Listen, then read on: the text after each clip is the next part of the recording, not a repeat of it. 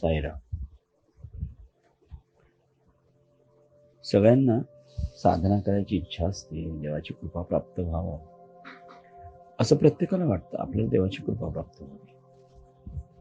पण त्याच्या काही महत्वाच्या गोष्टी त्या सगळ्यांना कळणं गरजेचं असतं.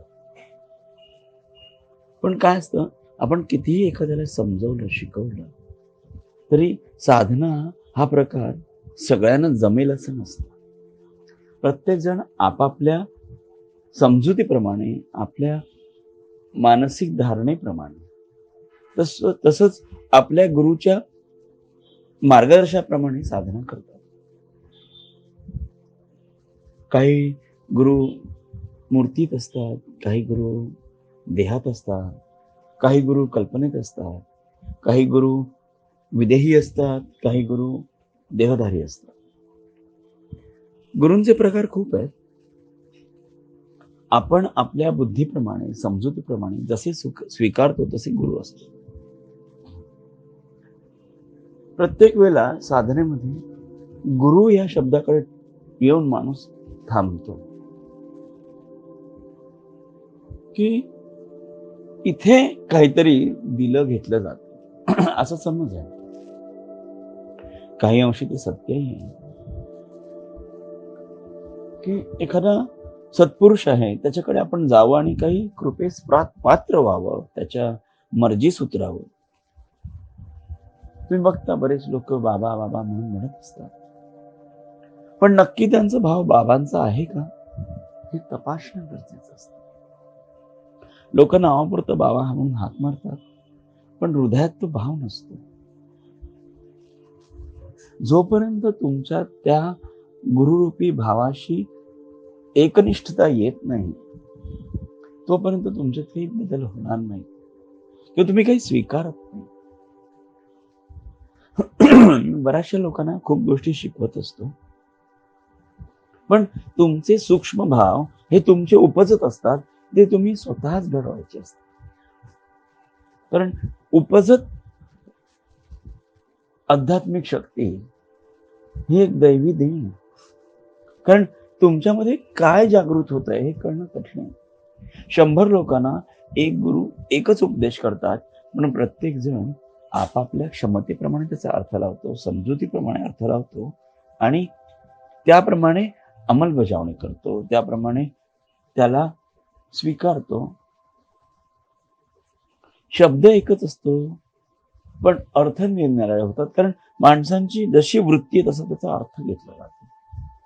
त्याला काय घ्यायचंय हे त्याच्या हृदयाने ठरवलेलं असतं. काही गुरु बोलत नाहीत, ते कृती करतात, ते मूक असतात.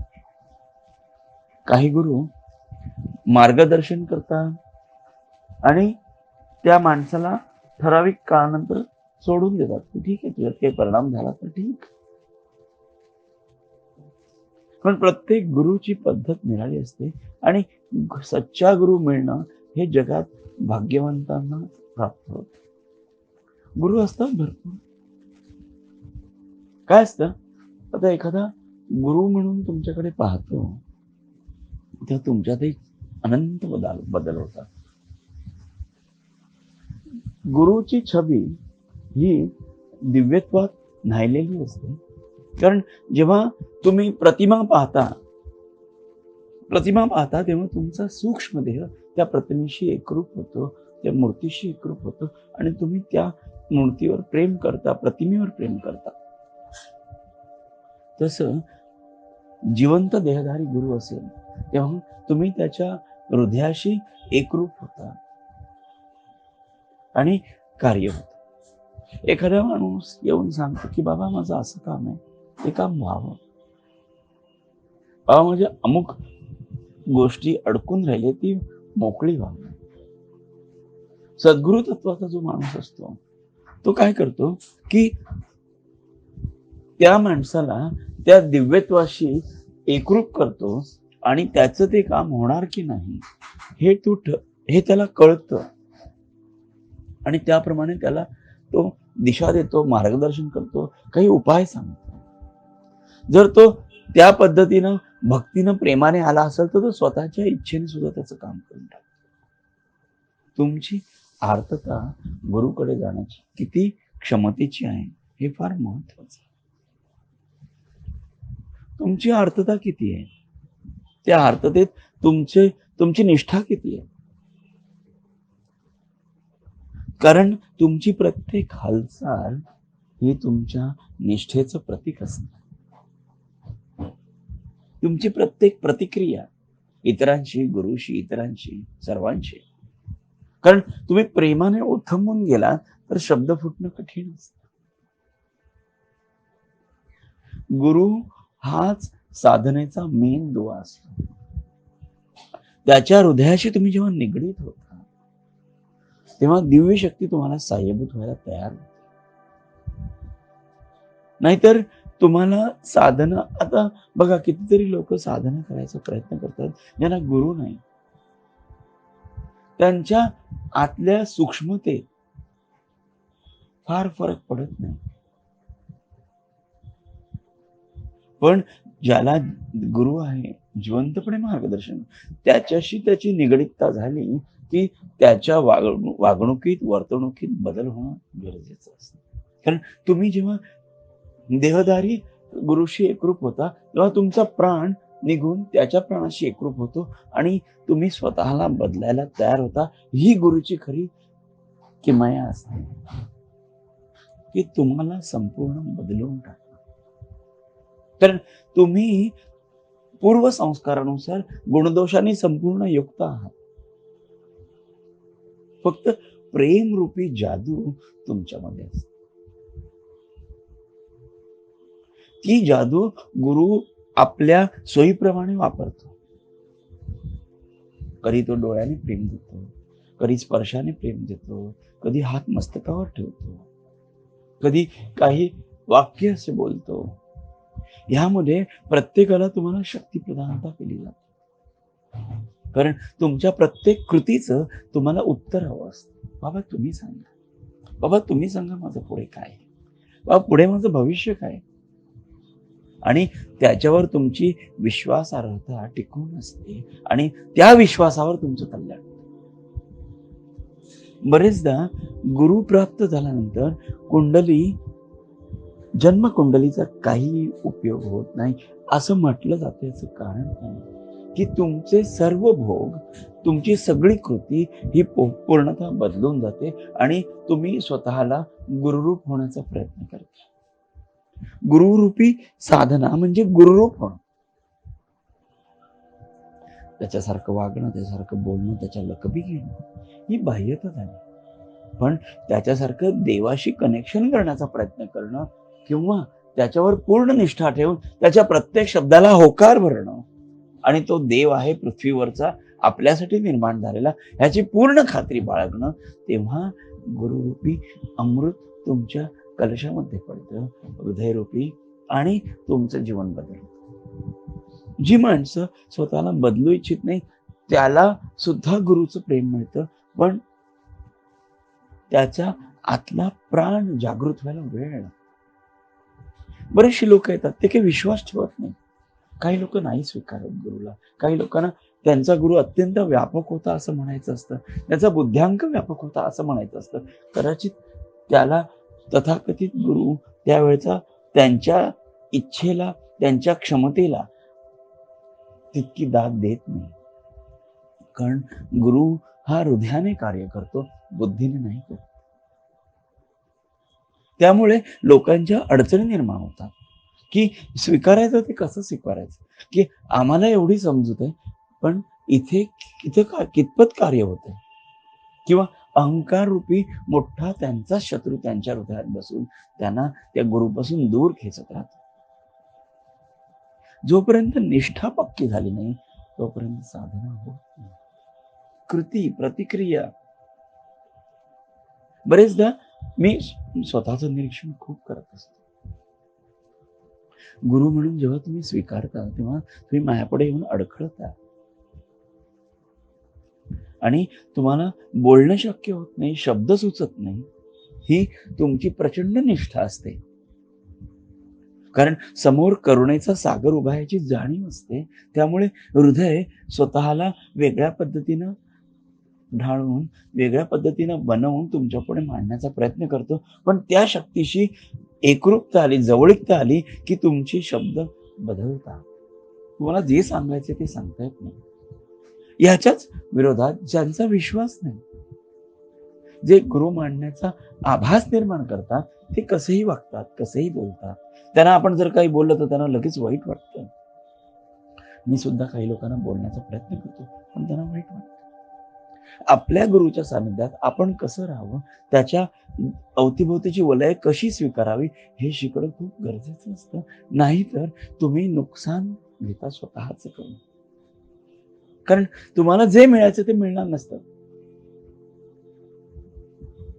कारण मी तुमच्या प्रत्येक गोष्टी अतिशय बारकाईने निरीक्षत असतो आणि तुमच्या कृतीत किती गुरुरूपाची करुणा भरली आहे हे ऑब्झर्व निरीक्षण करत असतो. कारण मी सद्गुरू बरोबर बरीच वर्ष काढली. त्याच्या श्वासावर आणि त्याच्या डोळ्यावर कार्य व्हायचं. अशीही माणसं आहेत जी डोळ्यावर कार्य करणारी आहेत आणि अशी याची निग्लेक्ट करून तिथे आपलं फक्त अस्तित्व दाखवायला आलेली आहे. तुमच्या प्रत्येक श्वासाचं निरीक्षण होत असतं, तुमच्या प्रत्येक हालचालीचं निरीक्षण होत असतं. त्यामुळे गुरुरूपी दिव्य वलयासमोर तुम्ही अतिशय जपून वागा, असा मी तुम्हाला सल्ला देतो. तुमच्या प्रत्येक कृतीचं, तुमच्या प्रत्येक हावभावाचं, एक्सप्रेशन्सचं निरीक्षण होत असतं. तुम्हाला वाटत असतं की हे बाबांना कळणार नाही, कळेल, पण तुमच्या हालचालीच तुमच्याबद्दल सांगत असतात. ज्यांना आदर नाही ते फटकळपणे, योग्यपणे जे वाटतं ते बोलून टाकतात. पण ज्यांना खूप आदर आहे त्याने शब्द नाही. मी बरेचदा निरीक्षण करत असतो. जी लोक गुरुशी एकरूप नाही झाले ते वाचाळ असतात, पटपट बडबड चोरून बोलणारे असतात, कोणाच्या कानात बोलतात, कोणाला काहीतरी भलतंच सांगत असतात, कोणाला काहीतरी भलत्याच गोष्टी घडवत बनवून सांगत असतात. आणि जो गुरुच्या प्रेमाने ओथंबलाय त्याला शब्दच फुटून नाही आणि फक्त प्रेमाचे अश्रू हेच त्याचं उत्तर असतं. ह्याचा अर्थ प्रत्येकाचा असं व्हावं असा उद्दिष्ट नाहीये त्याचं. ही त्या माणसाची कृती असते. तो उभा राहताना पण जागृत असतो, बसताना जागृत असतो आणि माझी गरज केव्हा लागेल तेव्हा मी त्यासाठी तयार कसा होऊ ह्याचा विचार करत असतो. की बाबांना काय आवडेल, कारण तुमच्या समोर जिवंत देव असतो, जे स्वीकारतात त्यांच्यासाठी बोलतो. तुमच्या समोर जिवंत देव असतो आणि त्या जिवंत देवाला परिपूर्णपणे सेवा देणं हे कार्य असतं. तिथे स्त्री पुरुष भेद नसतो, तिथे कुठेही वासनांना थारा नसतो, कारण तिथे मन हरवलेलं असतं आणि एका गुरुरूपी प्रतिमेत, गुरुरूपी हृदयात, गुरुरूपी देहात तुमचं हृदय विलीन झालेलं असतं. तेव्हा तुम्ही तुमचे नसता, कारण तुमचा फक्त देह उरलेला असतो, कारण तुमची हृदय गुरुचरणावर केव्हाच समर्पित झालेली असते. जोपर्यंत गुरुरूपी अर्थ कळत नाही तोपर्यंत साधना करू सुद्धा नका. मी मुलांना बोलतो, अरे जप नाही केला, अमुक नाही केलं, तमुक नाही केलं, नियम नाही केला, संध्या नाही केली, पूजा नाही केली, हे वरचेवर असतं. मला माहिती आहे की त्यांना त्याच्यात काही रस नाही वाटत. कारण प्रेमच जुळलं नाही तर त्या साधनेला अर्थ राहणार नाही. कारण प्रेम हाच सुखाचा धागा आहे. हा प्रेम हाच गुरुच्या राजमार्गावर गुरुपर्यंत पोहोचण्याचा राजमार्ग आहे. तो नसेल तर काहीच उपयोग नाही. मला माहितीये मी दिलेली पाठवलेली लेक्चर्स किती लोक ऐकत सुद्धा नाही.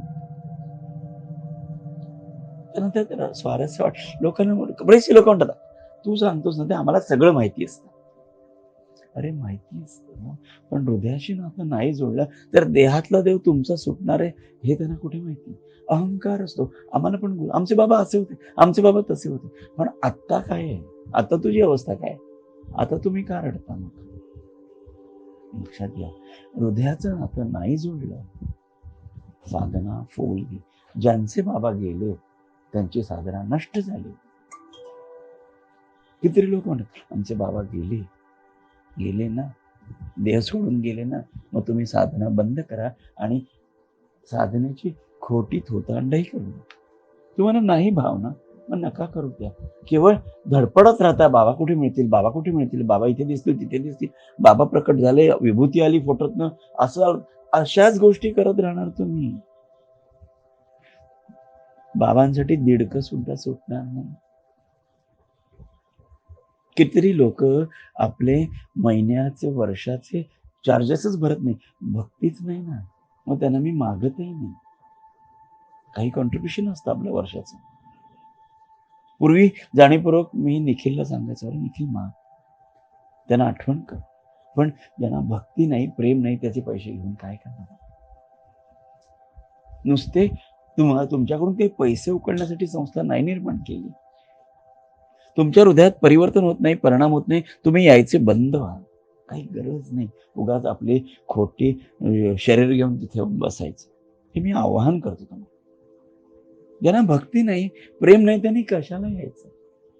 आपली प्रेझेंटी कशाला? संस्थेत आहात म्हणून. तुमच्या प्रेझेंटीची नाही हो गरज बाबांना. सद्गुरूला तुमची काहीच गरज नाही, तुम्हाला त्याची गरज आहे. आणि ज्याचा विश्वास नाही ना, त्याची खरंच गरज नाही. तुम्ही नका येऊ. कारण येऊन दुसऱ्यांना तुमच्या वर्तणुकीचं दुःख होतं, माहितीये का? हा माणूस बाबांशी काय वागतोय, काय बोलतोय, त्याची कृती काय, ह्याचं त्यांना यातना का देता? म्हणून तुम्हाला जाणीव, जर तुम्हाला प्रेम करता येत नाही तुमच्या सद्गुरु स्थानावर, तर काही उपयोग नसतो. काहीच उपयोग नसतो तुमच्या जीवनाचा, त्या आध्यात्मिक जीवनाचा. तुम्ही पूजा बांधा, देव येईल का बघा. तुम्हाला आभास होईल, सत्यज्ञानापासून परावृत्त राहा. हे बघा, अध्यात्म हे जेवढं सत्य आहे ना, तेवढंच ते भ्रामक पण आहे. बाबांचं असं स्वप्न पडलं, असे भाव निर्माण, या सगळ्या कल्पना आहेत. तुझ्या हृदयातनं तू स्वतःला बदलायची तयारी केली आहेस का? सद्गुरूला संपूर्ण जीवन आपलं तन मन धन अर्पण केलंयस का? अर्पण केलंयस का? नाही केलंस. मग सद्गुरु भाव खोटा का निर्माण करून दाखवतात तुम्ही? ज्याला प्रेम करता येत नाही त्यांनी साधना करू नये. ज्याला सद्गुरूला स्वीकारायचं नाही त्यांनी न करावी साधना. नुसतं सोपस्कर करून टोपल्या टाकण्यात काय पॉइंट?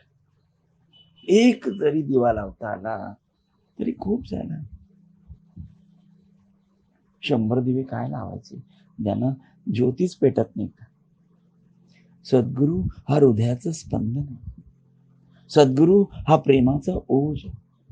सद्गुरू हा तेज आहे. ह्याचा अर्थ तुम्हाला नाही कळला तर मग काय? सद्गुरू हा प्रेमाचा एक मोठा असा धबधबा आहे, ज्याच्यामध्ये तुम्ही न्हावून संपूर्णतः परिपूर्ण बदलून जाता. स्वतःच्या अहंकारात इकडे तुमचं बघणं सुद्धा अहंकाराचं बोचत असतं. तुम्ही ज्या अहंकाराने चालता बोलता, आश्रमात तरी नम्रता ठेवा. तुम्हाला वाटतं की आश्रमात गेल्यावर तुमची ही कामं आहे तुमची, अरे तुम्ही स्वतःला कचरा काढायचं काम सुद्धा नेमून घ्या. ते सुद्धा पोचतं. उष्टी भांडी दोन्ही उचला, ते सुद्धा देवाचं काम. बरेचदा लोक नुसते बसून राहतात पण कृती करत नाही. मला असं वाटतं उठावं आणि आपण करावं. कारण सद्गुरूच आहे ते. अरे तुम्ही जर सेवेला तत्पर नसाल ना, तुमची कृती तशी नसेल तर काही उपयोग नाही. तुम्ही आपले तिकडे उगाच गर्दी करायला प्रोग्रामला येऊ नका. तुमची गर्दी नको, एकटे बाबा पुरतात. जिकडे बाबा आहेत तिकडे भक्त आहेत. भक्त आहेत तिथे कार्य. स्वतःला बदला आणि खरे भक्त व्हा. उगाच खोटी नामापुरतं करू नका, तेवढा पुरतं करू नका. हे आवर्जून माझा प्रत्येक साधकाला सांगणं. तुम्हाला खोटे भाव नका करू. तुम्हाला ज्या गोष्टी पटत नाहीत त्या नका करू. उगाच खोटे भाव आणून डोळ्यात अश्रू आणू नका माझ्यासमोर आल्या. लक्षात घ्या, खूप गोष्टी तुम्हाला अध्यात्मात शिकायच्या, पण त्या तुम्हाला शिकायला सद्गुरूचीच पायरी चढायला हवी, तिथेच जीव ओतायला हवा ना. तुम्ही तसं नाही केलं तरी एक खोट्या साधनेला काहीच परिपूर्णपणे मिळणार नाही तुम्हाला. माझ्या जीवाचं रान करावं लागतं तुम्हाला. सद्गुरूच्या प्रेमाच्या, सद्गुरूच्या भोवयांच्या हालचाली सुद्धा कळाव्या लागतात. त्याचा श्वास सुद्धा कळावा लागतो. इतकं प्रेम करावं लागतं. प्रेम याचा अर्थ तुम्हाला कळलाय का? स्वतःचं सर्वस्व दान करणं. तन, मन, धन, इच्छा, अपेक्षा काहीच शिल्लक नाही राहता कामा. सर्वस्व दान करता आलं पाहिजे. तर त्या साधनेला अर्थ आहे. तुम्ही नाही काही दान केलं तर तुम्हाला काही मिळणार नाही. कारण जितकं तुम्ही द्याल तितकं तुम्ही भराल, तितके तुम्ही व्यापक व्हाल, तितकी तुमची क्षमता वाढेल. पण तुम्ही काहीच द्यायचं नाही, आपलं एवढ्यापुरतं जुजबी केलं आणि निघून गेलं असं नाही. तुमची प्रत्येक कृती ही निरीक्षण केली जाते. तुमचे विचार त्याचं अवलोकन केलं जातं. त्यामुळे अतिशय जागृतपणे कार्य करा आणि एकमेकाचा मान करा. कोणाला कमी लेखू नका. कारण अगदी कमी दर्जाच्या पातळीचा माणूसही सद्गुरूचा आहे आणि अति उच्च कोटीचा स्वतःला समजणारा सुद्धा बाबांचाच असतो. तुमचं शिक्षणाचा इथे काहीही व्हॅल्यू नाही. तुम्ही असाल सुशिक्षित, पण त्याच्याशी सद्गुरूचं काय देणं? त्याला काय त्याचा फायदा आहे? तुमचा शुद्ध भाव नाही, तोच जर एखाद्या अशिक्षित माणसाने शुद्ध भाव अर्पण केला, कमी शिकलेल्या माणसाने, तर त्याला पहिली किंमत दिली जाते. किंवा बरेचदा लोक आपण बाबांचे पुढे होणारे साधक आहोत असा आविर्भाव म्हणून वागतात, तेही चुकीचं. कारण तुम्हाला किती शुद्ध करायचे कुठे माहिती? तुमच्या कृती, तुमचे हावभाव, तुमच्या अवतीभोवतीची वलय हे तुम्हाला किती तपासची ती कुठे माहिती तुम्हाला? बाबाने असं सांगितलं तर करा, बाबांनी तसं सांगितलं होतं ते करा. पण ज्यांचे बाबा गेलेत ना, ते त्याला 10 वर्ष झाली. ते बाबांनी काय सांगितलं, अरे आत्ता तुला काय करायचं हा विचार नाही केलास तर काय होतं? तुला आतून काय स्फुरण पावतंय? आताच्या देवाशी निगडीतता येते का? नाही आली तर उपयोग नाहीये रे बाळा तुझा. तुझ्या साधनेचाही उपयोग नाही. जोपर्यंत गुरुवर निष्ठा आणि प्रेम आणि सर्वस्व समर्पण करत नाही, तुमच्या साधनेची किंमत शून्य. अरे तुम्ही जेव्हा त्या परमेश्वराशी एकरूप होता ना, तुमचा प्राण उडून तिथे जातो. ह्या गोष्टी तुम्हाला पाहता आणि शिकायच्या. अजूनही तुम्ही बाह्य गोष्टीमध्ये गुंता आहात, मग कसे साधक असणार? या देहातनं बाहेर पडायला नाही शिकलात तर काय उपयोग तुमचा? तुम्ही काय गुरुचं नाव राखलात तुम्ही? तुमच्या वासनानं मुरड नाही घातली, मर्यादा नाही घातल्या, तुमच्या जिव्हेला मर्यादा नाही घातली तर काय उपयोग? मी बरेचदा काय म्हणतो, बरेचदा लोक येतात, आम्ही हे करू का? म्हणजे तुमची इच्छा आहे करा तुम्ही.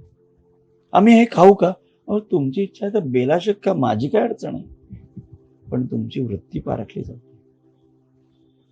तुमचा मोह आहे तर उगाच वैराग्याचे देवारे का करता? तुम्ही बेलाशक खा. खाण्यावर कुठल्याही खाण्यावर बंधन नाहीये, पण तुमच्या वृत्तीवर नक्की बंधन. त्या खाण्याने वृत्ती बदलली तर चुकीची. एखाद्याच्या विचारात सहज वाहून जाता आणि सहज पटते कुठता. कुठे गेला तुमचा देव? तुमच्या काही कृतींना कधीच माफी नसते प्रायश्चित्त घेतल्याशिवाय. तुम्ही दाखवता बाबांवर प्रेम आहे, पण तुमची तशी नम्रतेची वृत्ती कुठे झाली आहे? कृती कुठे झाली आहे? तुमच्या प्रत्येक हालचाली, तुमचं जे निग्लिजन्स असतं ना, ते तुम्हालाच त्रासदायक होतं. काय त्याचं?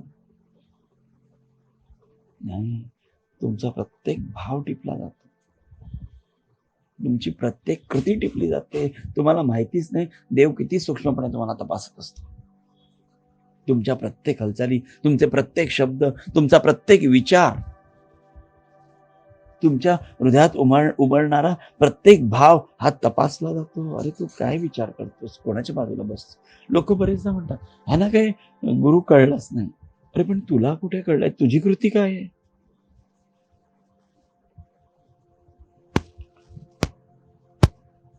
लक्षात घ्या, गुरु इतकं सूक्ष्मपणे तुम्हाला शिक्षण देणारा कोणी नाही जगात. आणि तेवढं घडवणारही कोणी नाही, एवढं प्राण पण नाही.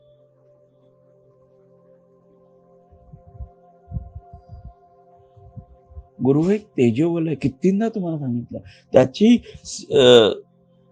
आकलन शक्ती तुमच्या 10 पटीने, तुम्ही पोहोचू पण शकत नाही त्याच्या आकलन शक्तीला.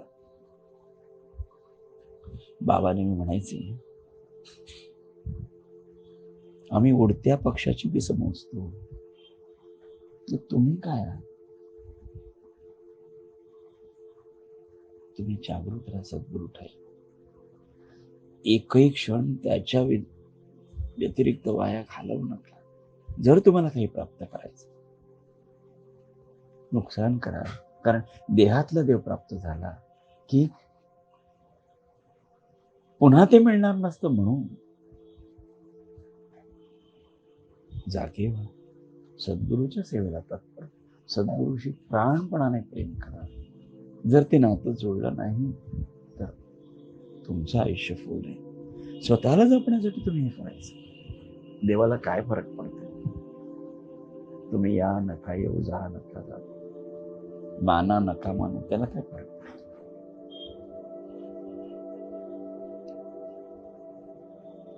म्हणून मूर्तीतला देव तटस्थ असतो. तुला काय करायचं? तुला काय वाटतंय ते वाग, वाटेल तसं वाग. भाव नाही, प्रेम नाही, भक्ती नाही, काहीच प्राप्ती नाही. फक्त भक्तीची नाटकं झाली, तेवढी झाली, काही प्राप्ती नाही. जागे व्हा, अतिशय जागृत व्हा. नुसते जागे नका, जागृत व्हा. साधनेला नामाची जादू बघा, गुरुस्मरणाची जादू, त्याच्या चरणकमलाची जादू घ्या. सहज हृदयात आतल्या कोशात प्रवेश करता येतो. जेवढा सोपा आहे ना, तेवढाच कठीण. साईराम.